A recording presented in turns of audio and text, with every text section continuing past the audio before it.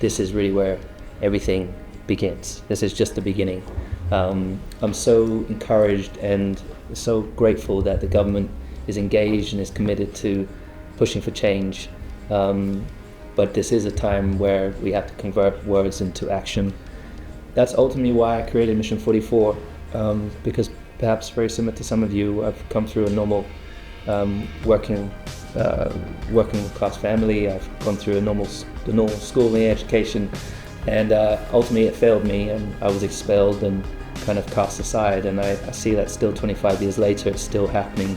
Prime Minister and I, we had a Zoom call, which you can imagine I was super nervous to have the call with you, because it's like, what has he got to fill, the decisions he's got to be making that day, and so I'm taking so much of your time. So no, it's really good. Grateful really taking the time today, and we've got a lot of work to do. But as I said, this is the beginning. My brother had a different story to tell. He really struggled at school and had difficulties learning. He didn't have learning difficulties as such. He just couldn't learn particularly well.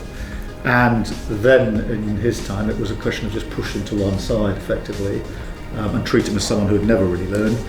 And he struggled a lot in his life as a result of that. So you might think someone who sits here as Prime Minister has got no idea what it's like to struggle at school, but I know from my own brother what it was like and how much resilience and personal courage he had to have. I think it's so important that we're having this session now, because I will take away from this what you say around the table, and I will take away from the work that Lewis and others are doing the importance of your discussions, whether it's in the advisory board or whether it's elsewhere, so that we have got you in our mind's eye when we make decisions about what we're going to do. Still impacts me. Yeah. It drives my passion to support some of the work that Mission 44 is doing, especially with the Nothing Happens in Isolation campaign, and really driving forward that these are young people's lives